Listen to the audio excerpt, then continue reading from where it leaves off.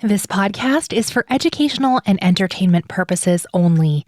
Nothing stated on it, either by its hosts or any guests, is to be construed as psychological, medical, or legal advice.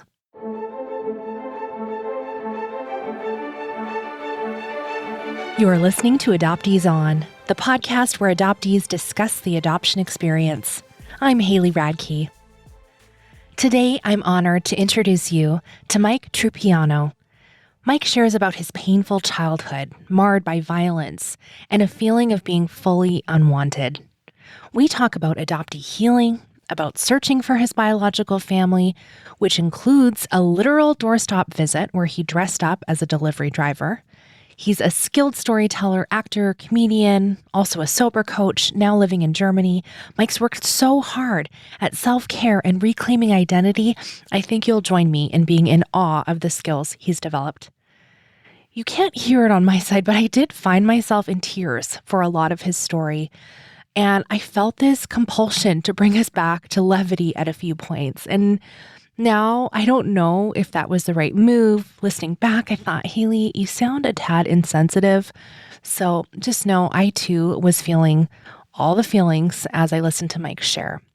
Before we get started, I do want to acknowledge in today's episode, there are multiple mentions of child abuse. We wrap up with some recommended resources, and as always, links to everything we'll be talking about today are on the website adopteeson.com. Let's listen in. I'm so pleased to welcome to Adoptees On, Mike Trupiano. Welcome, Mike. Hi, Haley.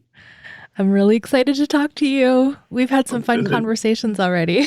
But it's true. Not recorded, but I wish they were. I'd love it if you would start by sharing some of your story with us. 1967, Summer of Love, St. Louis, Missouri. I came to the world and was adopted after about 10 days by a couple that could not have children. And then a couple of years, I'd say 2.5 years later, an adopted sister came along. So I was by myself for a couple, 2.5 years, and then a daughter came along. We were, I would say, middle class, maybe lower middle class. It seemed like life was a bit of a struggle. My adoptive story is so intertwined with what happened in the house, which was not a happy house, that it's always been hard for me to tease out, are my difficulties from adoption, or are they from how the house was, or is it a mixture of the two? And I always thought it was just the violence in the house. But having listened to a lot of podcasts, I hear people who grew up in very nice homes, adoptees, having a lot of the same existential problems I had. So I think it's a mixture of the two. It was, just get it out of the way at the beginning, it was not a happy house. There was a lot of, I would say, mental illness. There was a lot of violence. And it didn't seem we were that wanted.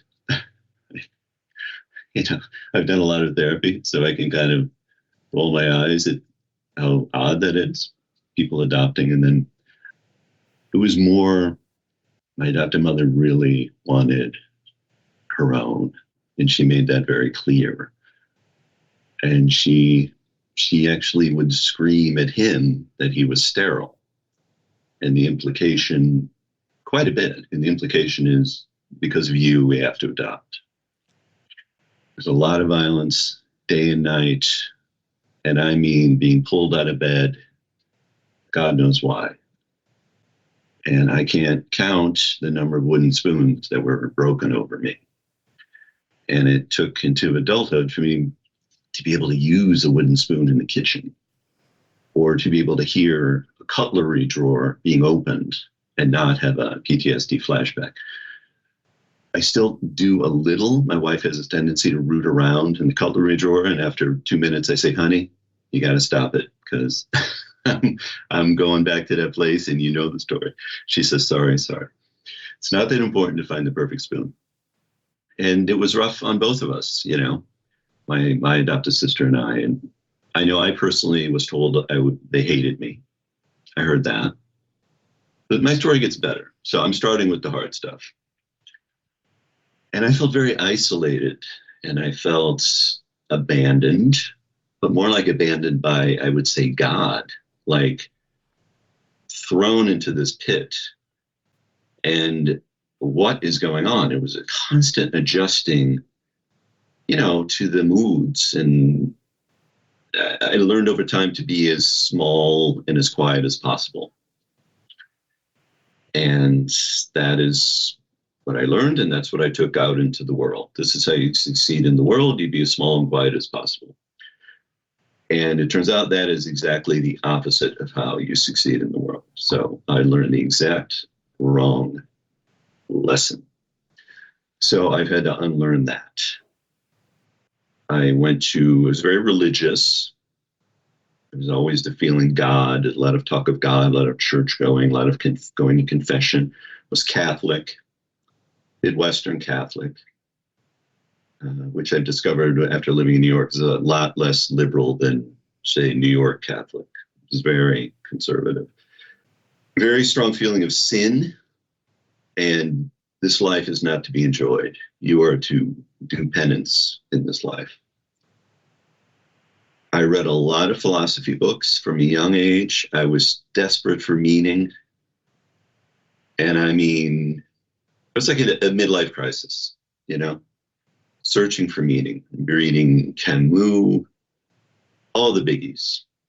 Nietzsche, coming home from church and reading Nietzsche, talking about his book, The Antichrist, secretly. This was my huge rebellion. I thought about running away all the time, but I was terrified. I thought they're going to catch me and I'm going to get sent somewhere and they're going to do electroshock on me. And so I didn't. And I just bided my time from about age 11, I think, until I could get out. And I said, if I ever get out of here, I'm never coming back here. I'm never looking back here. And I was able to go away for school. I went to an inexpensive state school. Very inexpensive. I can't believe how inexpensive it was. There was a feeling growing up, we were the problem. We were the burden. We were the problem in this house. And so I tried to be small and quiet. But there were still explosions and we'd still get beaten. And my adoptive father would not protect us, and we turned to him and he just looked at us angrily, like, what are you doing? Stop doing what you're doing to make this woman act like this. And so I think that contributed without a doubt to despair. And I was in huge depression and despair, and I still struggle with it, and it can come up. But I have a lot more tools nowadays, Zumba and kickboxing being one of them, two of them, jogging, another one. It helps me to get out of my head. I don't handle sitting still and meditating well, and I think I almost have a flashback because I had to be so quiet and so still to survive growing up that it makes me very uneasy. So I journal, I move, that I find is what helps me.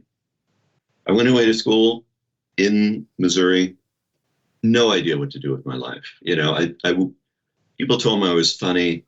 I heard it from a young age. I was always getting in trouble in school, of making other people laugh, and they'd get in trouble. And I'd deny it, and they'd have to go to detention. So I thought, I loved comedy. I thought, I know. Don't laugh. Don't laugh. I don't know what to tell you.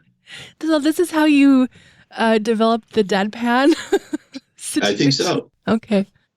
Yeah. And we're about to leave the really dark times. But I do remember when she was really wailing on me with the wooden spoon. I thought, I'm not going to smile. I'm not going to show her that I'm sad. And I think that's where the deadpan developed. I thought I'm going to stay as blank as possible. I remember my wife, in the first couple of years we were together, she said something like, when you smile, the world lights up. And I thought, what are you talking about? I'm smiling all the time. And then I look at photos of me from 10, 15 years ago, and it's like, oh my God, like a frowning ghost. Her family, when they met me 15 years ago, I just found this out. They told her privately, it's like, he's very nice, but somebody's, the translated is like somebody's stepping on his power cord. That's translating the German. Like, and it's true. And since I've done the search, my power cord is much stronger. I'm attached to roots. I ended up with a philosophy degree just because it got to the end of my junior year, and I was like, oh God, I got to get out of here. I don't know what I'm doing.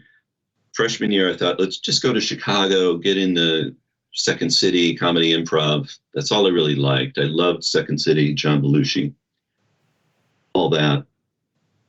I was scared, I was 19, and I always had this fear of like, oh, if I don't make it, I got to go back to St. Louis. I don't want to go back to St. Louis, So let's, at least here, I'm not in St. Louis. So I held out, graduated. I thought, at least I get a degree. God knows what I'm going to do with a philosophy degree. I thought about teaching. I thought, I'm going to go get a PhD. I've learned over time, I'm not an academic. I don't footnote well. I might be on the spectrum. Who knows? I might have ADHD. It might just be PTSD. I definitely have PTSD. I've been told that by several therapists. I know many adoptees do.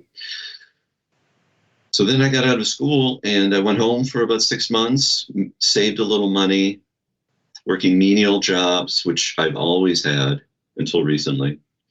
Mopping floors in a mechanic shop overnight. I don't know if you can get more menial. Delivering pizzas. And then I moved around. I moved to New Orleans because some writers I liked went there and said it blew their mind, like Mark Twain or Hemingway or Tennessee Williams. And then I went to Manhattan, couldn't afford it. Went to Chicago. I was only in Manhattan about 6 months. I went to Chicago. I was there about 3 years. I was involved with Second City there. I had bigger ambitions. I thought, this is a small scene. It's not very multi-culti. I really want multi-culti. And the winters were horrible.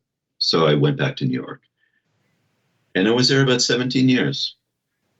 So 2 times in New York, I would say a total of 20 years, all in all. And it was in New York on this second trip that I guess I still had it in my head about finding my parents. I broached the subject with my adoptive family when I was 18.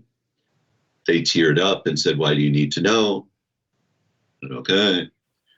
The adoptee guilt, I dropped it for 10 years. So about 1995, I'm in New York and I get into an adoptee search and something else group, search and support group, run by an adoptee, a therapist, a guy named Joe Soul. Very, very nice guy. I'm probably mispronouncing his last name. He gave me a contact in St. Louis. He said, call her. She's the Midwest contact detective. She was about in her mid-50s back then, a woman.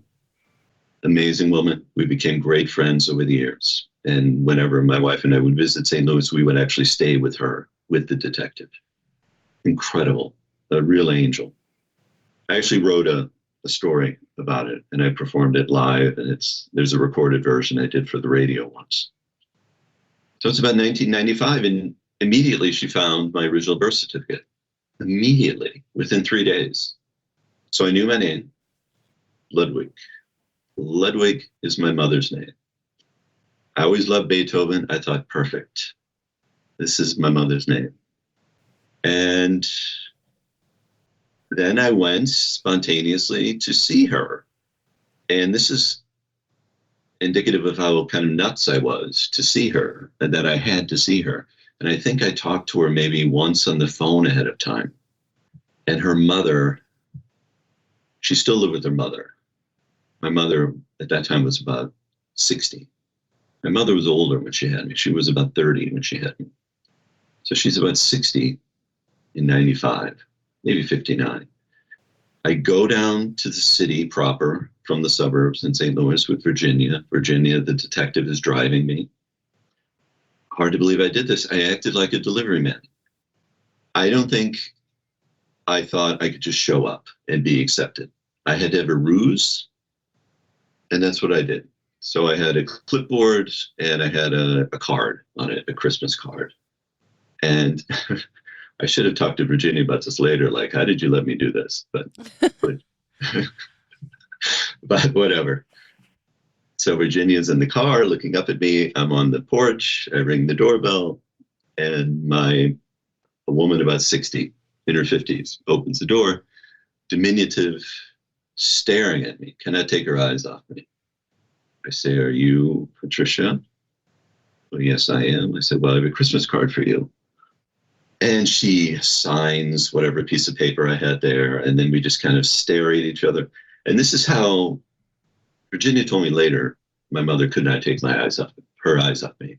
And she told me later that I looked exactly like my dad did at that age. I didn't take any photos. I was so out of my mind. I just had to see her. Virginia and I get in the car and drive away. So I talked to her 2 or 3 times on the phone after that. Same thing, always after 10, 15 minutes, her mother saying, I hear in the background, "That's enough." And my mom would say, "Well, let's save some for next time." I was like, what next time? I'm in New York. You're there, But whatever. I think I had a little more youthful hubris at that time. And I thought, whatever. I found her. That's enough. And I had people telling me that also. I had a therapist telling me that. What more do you need from her? And I let it just slip. And I struggled for a while I had creative successes. I've had a good deal. I've been paid for a lot of creative stuff.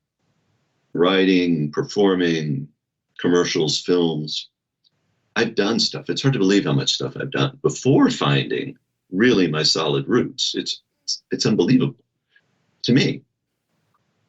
I would say moving to Germany was a big tipping point. So I came here in 2012. And then my wife had a well-paying job in New York. She went back and forth for a couple of years. She finally came here in 2014. And that time here together with her meant we were a lot in contact with her family. So I'm surrounded by her family constantly. And all this does is highlight, I have none of this. I have no cousins to look at. I have no aunts, uncles. My wife's father was alive for a while. He died 13 years ago now, but I knew him. But still, every Christmas Eve, we're with the family. What they call second day of Christmas. So the 26th, we're with the family. And we visit there, and we're, always family. And people would ask me about my family, and I was like cavalier. I was like, I don't know. No idea. But actually painful. Mm. This turned out to be a blessing because it really kicked me to do this again. And I was in a really dark place, I would say like in January of 16. And by then I'm plugged into a ton of adoptee groups. And I'm starting to think, I need to do this again. And especially when I started, I felt I couldn't move, I'm like slogging, depression, like in quicksand, like it's sucking me down.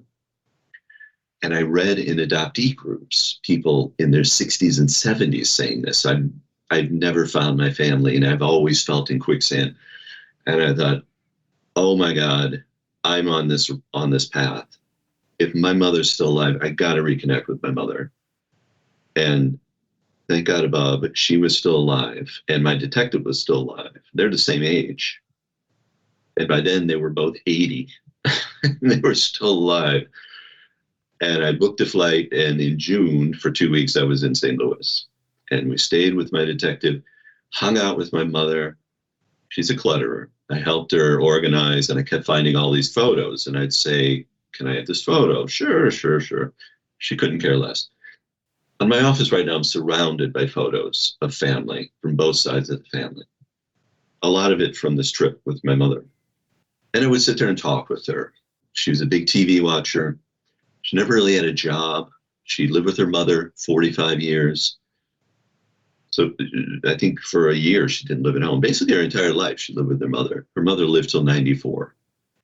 And I'd sit with her in her senior home, and she'd watch old 70s detective shows. And I would ask her about the family slowly. Not too much, because I don't want to push her too hard. I'm terrified she's going to cut me off. When we first arrived on this trip, Virginia, the detective, called me. She said, "We got a problem. Your mom doesn't want to meet you now." I thought, we booked a flight. We are on our way. I was actually thinking, whatever. I'm going to go buy her apartment just like I did before. It's fine. But Virginia talked her into meeting me. So then Virginia and my mother met us at the airport. I have a lot of photos from this trip. And we went out to eat. My mother wanted to go to something called the Olive Garden. You probably have that in Canada. Yeah. I don't know if that's only an American thing. And so we went there. I don't think I'd ever been. And that was that. There was about 2 weeks on that trip. And after that, I thought, as I said, I called her maybe 3 times. No, that was before. Yeah, on this time too, I tried to call her and we'd have a few chats. But then after a while it became, something's on the stove. Can I call you back? And that's how it's remained to this day. I send cards and flowers. Every once in a while I say, let me try to call. It's always the same. There's always something on the stove in that house. She cooks a lot, apparently. And after that, I thought, you know what? I don't need to find my dad. This is great. I'm not going to go through that hassle again of searching. And I was on Ancestry anyway. I think I'd been on for a couple of years. And a few months go by, and I'd say only 3 months go by after I leave my mom in June of 2016. And I say, wow, you know what? I really want to find my dad. This hasn't gone away at all. I really want to find him. More than my mother, I think. In retrospect, I realized I needed a strong father figure. And maybe because no one protected us growing up, I needed some guy I could look up to. So a lot of searching on Ancestry, a lot of connecting with third, not even third, say fifth and sixth cousins. I never made that kind of tree they called reverse tree or mirror tree or something. I don't know. I never did that, but I connected with cousins and everything was leading to Sicily. I knew from the original birth certificate that at least what was written there, who knows if it was true, that my dad was from Sicily. It said he was a fisherman. Turns out that's not true. But they put he was from Sicily. So I said, okay, I'm looking for a fisherman from Sicily. Oh, and my mother said, his name was Romeo, is what she said. Okay, I got the internet. I'm tracking down every Romeo. I'm staying late from my temp job. Every night, I'm looking up Romeos. By the way, in the interim, I've called my uncle, my mother's only sibling, in Texas, and he wants nothing to do with me. He said, we really want nothing to do with this. Those were his words. So I thought, okay, brother. So everything was leading to Sicily, and then early 2018, I'm thinking, okay, sign up for 23andMe. I hear that's better than Ancestry. Ancestry is not doing much for me. So I sign up for 23andMe. As soon as I do, boom, result on Ancestry. I thought it was a cousin. It turns out to be a sister. She's welcoming. She's very welcoming. She immediately, I send her photos. She says, you look exactly like Dad. It's uncanny, more than anyone in the family, more than our brother. She sends me family information, more photos of Dad. So now I know his name. This is April 21st, 2018. A date forever etched in my memory. Saturday afternoon, about 2 p.m. I know his name. I have family history. I have photos. That's all I wanted going in. I was not looking for siblings. I have enough problems with family. I didn't foresee any. Family has no positive connotation to me, But now there's this family. And there's an uncle, 5 years younger. And part of the agreement is that she asked me, even though we know it's not an affair, that Dad did not sleep with my mom while married to their mom. I still need to be a secret in the family. Even my uncle can't know about me. After about 4 months, this became a problem for me. And I told them, I have my uncle's contact information. I want to talk to him. I would love your blessing. But it's happening. That's your blessing. I want to talk to my uncle. You guys are great, but he might know something about my mom. Do you remember the night? Did my dad tell you something about this? Turns out he knew nothing. The 5-year difference, he knew nothing. Going back a little, about 10 days after the DNA results, my sister was working in Rome, and she works there every spring, or at least until COVID she did. And my plan was, I'll go to St. Louis to meet you. But then she says, well, I'm going to be in Rome. Why don't we meet there? I thought, oh my God, I've never been to Rome. Fantastic. So I fly down there, and that's where we meet. I have a photo of us in front of the Vatican. That's where we met for the first time. Yeah. I had an all-white suit on, like from La Dolce Vita. I don't know if you've seen it, Marcello Mastroianni. Wears a white linen suit, and I wore that for 3 days. I thought, I'm in Rome. That's where the film is set. I'm going to wear this suit. I did not see her for 3 days. I saw her, say, from 10 in the morning until 3 in the afternoon or something like that on one day. We went out to eat. She knows the city well. We went to an outdoor market. She's fluent in Italian. Both of them are fluent. They spoke only Italian until kindergarten. They grew up in St. Louis. They were not that far from us. Our dad was an immigrant to St. Louis from Sicily. He died 20 years ago, unfortunately. I never met him. He was a tile layer, which is interesting because I had a painting company in New York, and my adoptive mother forbid my father from teaching me about tools. Who knows why? Any sort of thing that would help in later life was not allowed. But I taught myself tools later, and I had a very successful painting and renovation company, and we actually won 3 prizes. And I loved laying tile, and my dad was a tile layer. So maybe I have something, who knows, where this stuff comes easily. Well, now I'm on the hook with family to constantly fix things up. So it's a double-edged sword. And my sister and I and her husband and my wife and I are on a WhatsApp group together. We exchange photos. We're in contact. We'll do WhatsApp calls. And she has 2 kids. My brother has 2 kids. I'm in contact with my uncle. I've never met him. I would like to see him. I really would. He's in Florida half the year. He's there till June. I thought about going in March with COVID. I don't know. But he was good. The first time I called him, we talked for 2 hours, he and his wife. And I think he would have kept talking. I had to hang up, actually. Someone thinking it was on the stove. What's it like for you to have family now? It's a little odd because I'm here and they're in the middle of America. So I don't know, 10,000 miles, whatever it is. I've talked to my brother, maybe we were all there. I'll get around to what you're asking, but in October of 19, we were there, my wife and I, for 9 days or something like that in St. Louis. And so I hung out with my brother and sister, their spouses and their kids on 2 separate occasions on that trip. And I also hung out with my brother on solo, which was cool. Just hanging out at the zoo. What do you do? My wife said, go to a place where you can just talk about things that are external to you.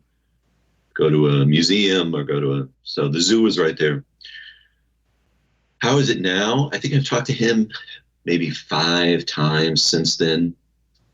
He's very open when I call to talking, but only for about 10 minutes. But he does seem to like it. Before I met him, he sent me an email. He said, I'm thrilled to finally meet you.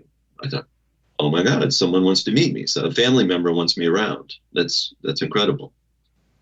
It's great to have, like I say, I'm surrounded by these photos. My grandmother, grandparents on both sides. It's like, I want this for every adoptee. I know what it's like. I feel unbelievably lucky, to find my mother twice, in a sense. I didn't meet my father, but my sister's they're just very nice. I would say they're quasi-normal. I've led this peripatetic, borderline homeless, always had jobs, but always like, I'm taking the lowest possible job. I need my freedom because I don't know when I'm moving from this town, that kind of a job. Restaurants or delivering pizzas or temp jobs or something until I had my painting company. That was the first time I ever made any decent money. I was almost 30 at that. It's strange. I don't know what to say. That's the weird thing for me about being adopted. It's surreal to have family. It should be surreal to not have roots. It's surreal to have roots for me. Like I know, oh yeah, Augusta, Sicily. I've been to my dad's house, to all the houses he grew up in. Summer of 18, on my birthday, we went to Sicily. And my uncle gave me all the addresses where they were. I half expected, because I looked so much like him, I thought some relatives would come running out, and say, you're back. But I'm not joking. I really thought that. But it was good. First time in Sicily. I can't say I felt like a homecoming. Like, oh yeah, I feel at home in Sicily. I can't say that. But I felt like, okay, I know the roots. I listened to Sicilian music for a while afterward. I thought I can get into this. I didn't get that much into it. So when I'm in St. Louis, I feel like on that last trip, I thought, oh, I could live here. But then I don't know. I don't know if I could live there. I've been in cities proper, like not suburbs, not countryside, since 1990, nonstop. We're thinking of possibly moving to my mother-in-law's house in the countryside. It's in a village, and that kind of freaks me out. I'm used to trains. I'm used to activity being right there. You're a really gifted storyteller, and I know you've worked at it. I say gifted, but like you've captivated me for this whole time sharing this story. And I kind of alluded, we've talked before, we've talked comedy, making jokes, and you're so, well, use the word deadpan again. And I know you're an actor and you do voiceover work and like all of these things in the creative field.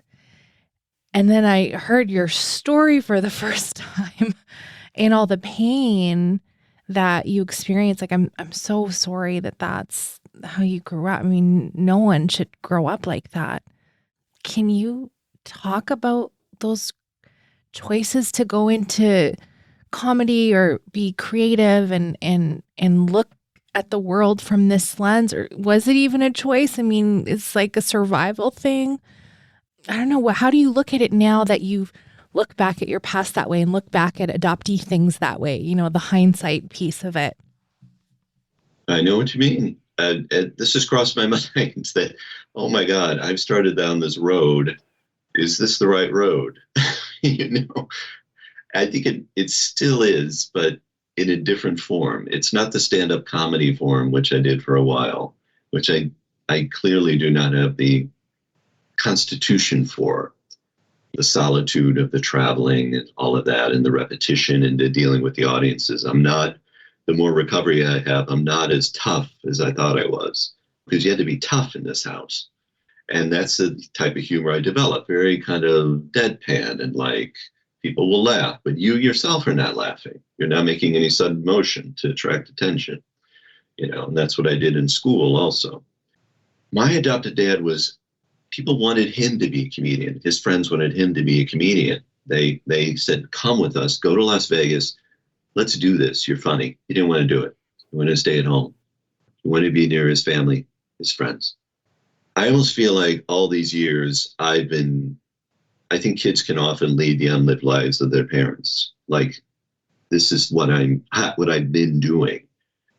And plus, this is what got me attention as a kid, and also in a good way, make girls laugh, whatever. My family, what I consider my real family, my sister and my brother, are not like that. They are not they're funny, but they're not. My adoptive father's like, lead with the joke, That was what I learned. It's like you always gotta be joking, and that drove me nuts as a kid, especially because we're getting brutalized. You know what I mean? And this frigging guy, not only is he protecting us, he's telling jokes. So I love teaching, I teach storytelling and I teach stand-up, and I've started doing other stuff. I started sober coaching. So I can draw on this, but at 54, I still create stuff, and I do think being more in the adoptee world, I'm getting my voice more and more, and I have a lot of adoptee writing and also stories I've told for the stage that I could transcribe. People always like hearing my stories. I've won a lot of storytelling competitions here, telling adoptee stories. People are not used to hearing these stories. Well, I listened to some of the things that you had on your website, and you tell that story about showing up with the Christmas card. And I could tell why anyone would want to hear that. It's interesting. It's very different. All of those things that draw people to adoption stories. Yes. Identity and mystery. It has all those things. Yes. Mm-hmm. I do think comedy growing up in that environment was such a relief. Like when the sitcoms were on, you knew, okay, for half an hour, we're good. We are good for half an hour. So in the midst of this misery, screaming, dishes being thrown, wooden spoons, belts, whatever, you'd have these moments of laughter, And so to this day, I love black comedy. I love dark, dark comedy. That's what I love. That's what I love writing, whether it's suicide or whatever. My stuff is usually about dark stuff. And I did love comedians back then, because I thought, watching a comedian like George Carlin, like, oh, look at this audience, black people, whatever, Asian, comedy brings everybody together.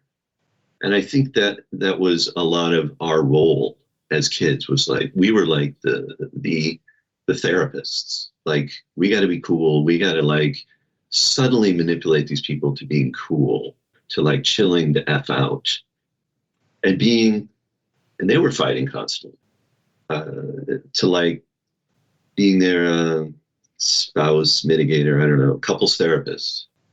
So comedy, making people laugh in that milieu, yes, I did it. I was like, okay, everybody's chill for a little bit. I just made fun of somebody. And unfortunately, this is the type of humor I developed, was this really sardonic. I really took on my mother's humor. Sardonic, negative, fatalistic.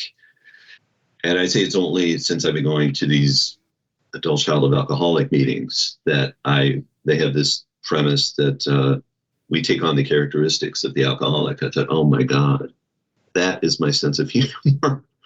I don't think I'm like that deep down, I don't think I'm this brutal, misery maven, I'm not so fatalistic. I'm somehow, despite all this, I'm hopeful.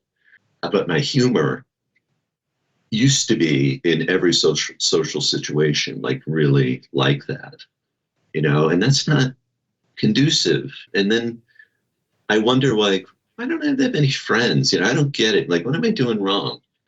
Because I'm in this hiding and wearing this mask, what I think is a safe way to be in the world, like this tough guy. And still to this day, be it on social media or in person, it's like, you have to really know me to really let stuff out. Or as I used to do, I used to reveal everything within the first 10 minutes. Like, here's every misery. Uh-huh. Here's what my mother did. It's like, wait a minute. I very much relate to doing the vulnerability dump in an unsafe way. Like, I absolutely relate to that. I'm so thankful for your candor in that. I think so many of us are trying to explore what our identity is, especially if we've had the benefit of reunion and figuring out what our biological family is like and wondering, oh, are we like them? Should we be like them? Is this genetic? Is tiling genetic? I don't know. And yet coming to that in your 50s, I'm almost 40. It's kind of like, wait, is this my sense of humor? Have I taken on someone else's personality? It's like, who am I? I still feel like that. I'm like, am I like trying to be a nice person and get everybody to like me? Because on the inside, I'm really not a nice person. And so it's like a front, Do you ever feel like you're this like character in the world? And like, I don't know. I know you do acting. Does that bleed into your personhood? Do you know who Mike is? Well, that is a great thing that I do enjoy about the acting. It's just like, oh, for an hour, whatever it is, an hour for a show, or be it a sketch or a film or whatever, commercial, whatever. It's like, okay, I can play somebody else. Thank God. I can just take a break, from It's like a relief. From this confusion. Huh. It's like, oh, I'm the truck driver. That's who I am. Or I'm the angry boss. Well, thank God. Okay. Yeah. It is absolutely a relief.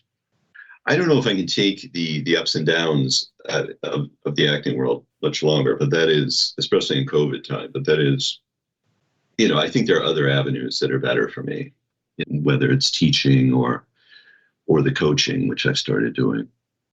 I love being able to coach. I think it's so, I don't know, it's both empowering because I feel I'm like, oh my gosh, I know so much about podcasting. Like, of course I can teach this person what will help them be successful. And it just feels really good. And that feels very much like me being me. People compliment me on interviewing and I think, oh my gosh, I don't know. I feel like I'm a terrible interviewer and my editor cuts out lots of things. I'm like, that's the fake. I don't know. Is that the fake part of me? So I struggle with that too. But the coaching, the teaching, I love that part. I think, what is it about that for you that you enjoy? I recently had a coaching job of a big entertainer, and it paid really well. And it was in a city I've always wanted to be in, to visit. And it lasted about 3 weeks. And I had something to give this guy. From all my years, I felt like the word alchemy was in my mind constantly, of like taking the lead, taking the misery, and I'm offering you my experience. This is what I did to be sober, not alcohol, but relationships, to be faithful to someone. Amazing. It makes me feel like, I think that's one of the 9-step promises in the 12-step rooms, is that we will not regret the past. And it's then that I think, oh yeah, okay. It's just a lot of experience. I got so many examples I can draw on. As we would say, like when I had to do some more research back when I was in my crazy days, but I can draw on all that now. That's the sober coaching. And the storytelling or the stand-up coaching, I just like funny, I just like funny stuff. It just punctures the, life is so dark, we're on this road to God knows what. And if you can just have this, it's an aggression, it's a taking back of space humor. And I just think it's so important, and I love teaching people how to be funny. And I think what I've seen is people often don't know what's funny. And I guess I have the same thing. I'm getting better at it, but sometimes people have to tell me that's really funny. Be it a way, like with the student, be a way of talking, or I like seeing people's personas, possible personas. Like, oh, this is your comedic persona. You're the Canadian, whatever. Yes, the nice Canadian adoptee. Yeah. You're the passive aggressive. Oh. Hmm. I had this vision of you with like on the cover of your comedy CD of just like, I don't know if you like, I heard you say you like horror. I don't know if you like gothic stuff, like a little blood or something. It was just called like Unsealed is the name of it. That's good. Yeah, that's really good. You helped me work through my stand-ups that I did a few years ago, and we had really that was one of my most fun hours I've had for months. Like I can't even. It was so fun. Okay. And like truly, I'm not just saying that because you're here. It really was. And I I don't remember half of what we talked about because I was just laughing the whole time. I was just laughing. And you just had just one after the other, and it just brought so much joy to me. And so, we're wrapping up. We'll do our recommended resources right away. But I just thought, God, I had no idea all the pain behind. And I never want to be like, oh, there's a reason for that. Cause now I don't mean that whatsoever. But what you bring into the world now with your connecting to your family and telling the truth, saying the hard things out loud and building into people, using the pain and using your past as wisdom for others. I just think that's so beautiful.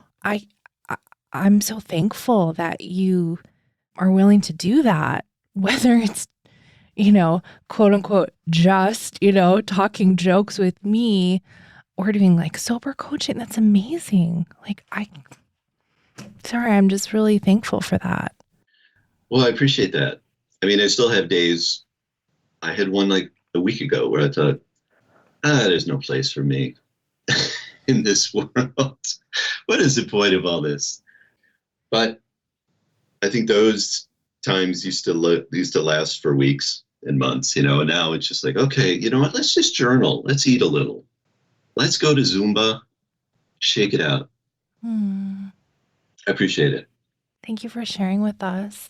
You want to hear? I think you'd like this email from my sister. I got this within 5 days of me before I had met her. Yes. Before I met her in Rome. Yes, please. This is after she sent me photos and family history. Everything about Dad, with time, keeps passing away. His friends, his documents, his clothes. Every time something else is taken from me, in quotes, I feel like I lose him again. This is where I start crying all the time. Then you came along. And instead of something being taken, something has been given. And I'm very grateful. And that's where I always tear up.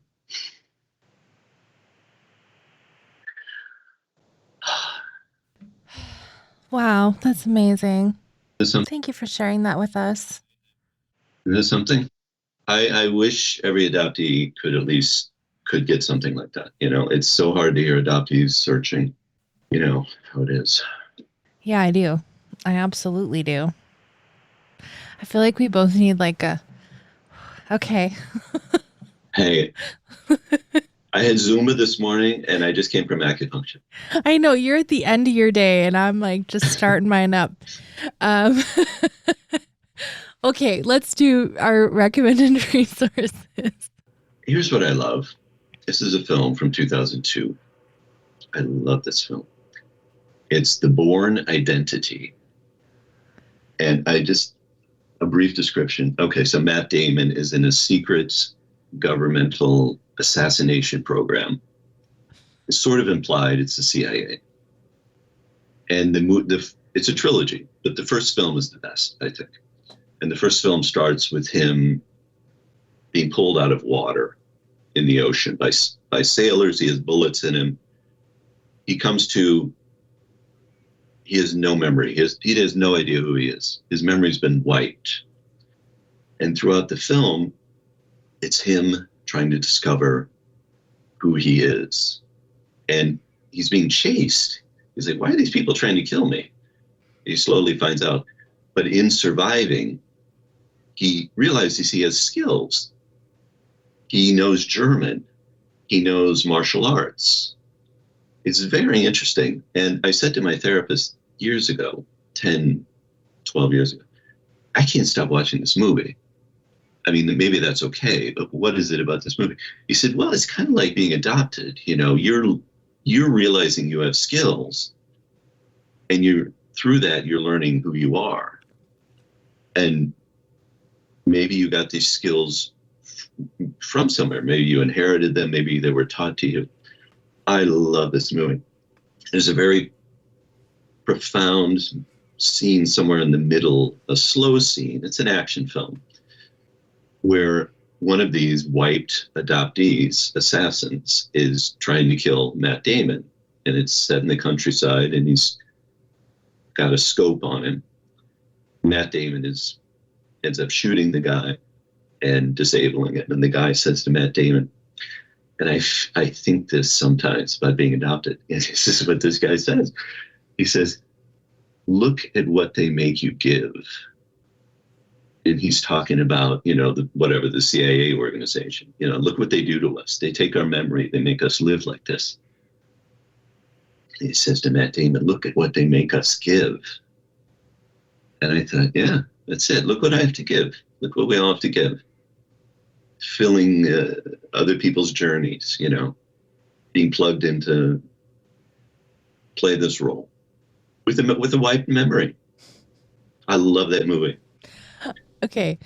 I knew you were going to recommend that because you had sent it to me earlier. And I was like, this is hilarious, because when I watched that movie, I hated it.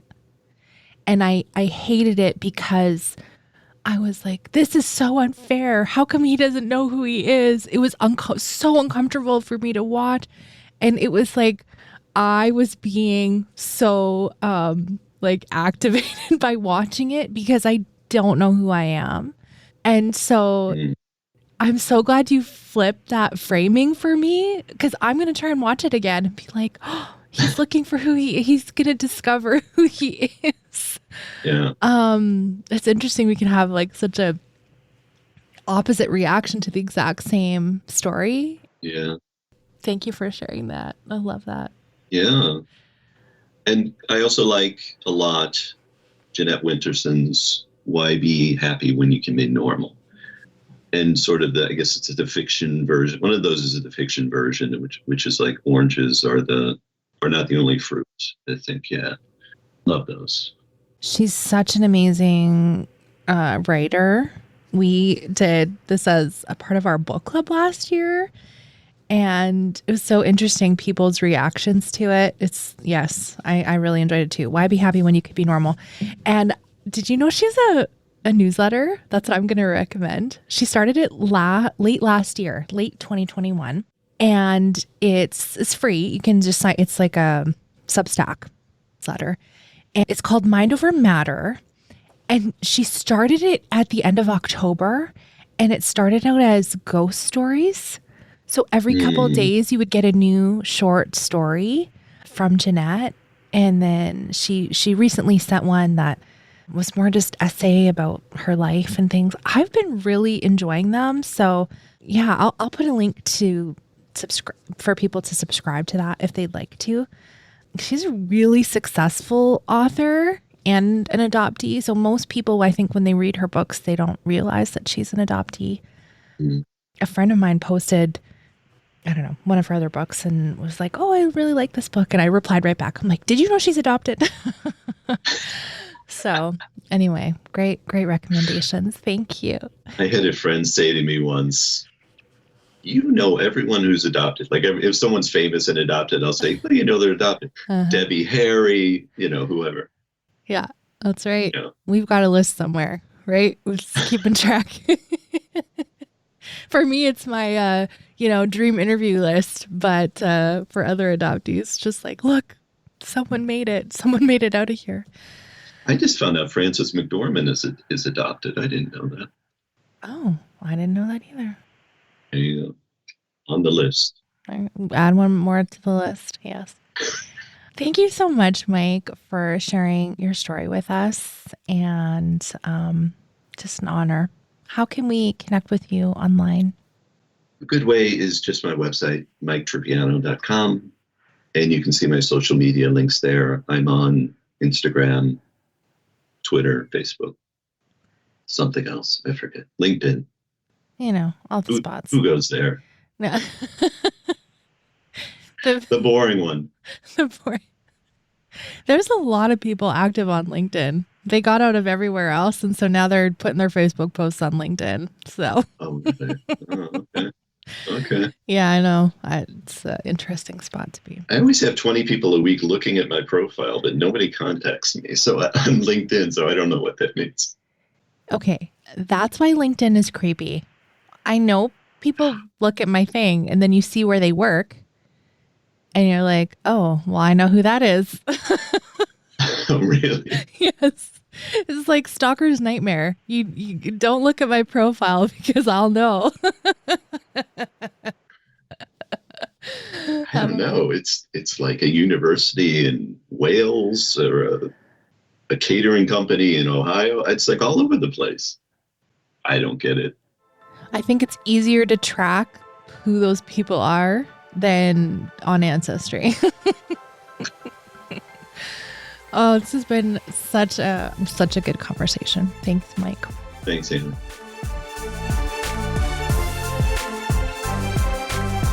I feel really grateful to have connected with Mike, and I feel like we've had 2 big one-on-one conversations now. And the first one, I laughed my way all the way through.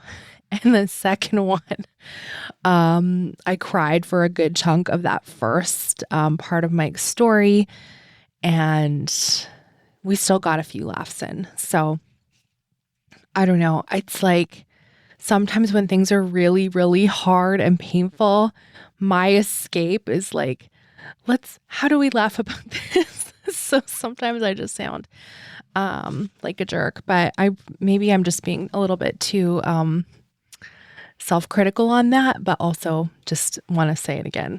Like, don't worry, I was feeling it with you. I met Mike through Patreon, actually. He is a Patreon supporter. Thank you so much for supporting the show, Mike. We have had such an amazing last, 6 months to a year of connecting with Patreon supporters in various ways. So we've been doing Zoom book clubs. If you're listening when this is released, our very next live book club, the author is going to be with us, Jan Beatty. She's author of American Bastard, and that will be February 26th. And if you're listening afterwards, the audio recording of that book club will be available for Patreon supporters. We also do adoptees only Zoom parties. So we call them adoptees off script parties, and we get together for an hour and we do breakout rooms in Zoom, and hopefully you meet a new adoptee friend. I've seen quite a few friendships grow from those meetings, so I'm really thankful that we're still doing those. And then we also have the weekly Adoptees Off Script podcast and our adoptees only Facebook group. So those are all the benefits to joining Patreon. And of course, you are helping keep the show going. I have a team of freelancers that I am paying to help produce and get this show out into the world. And so your support helps me to be able to pay them and keep Adoptees On supporting adoptees around the world, like me and you. So if you did like this show and you wanted to share it with maybe one friend, that's a huge help to me as well. Maybe you know an adoptee that you can recommend the podcast to. Maybe you have a favorite episode, maybe a healing series episode that you want to encourage someone with. It's so helpful when you just share one episode with just one person. Thanks for listening. Let's talk again next Friday.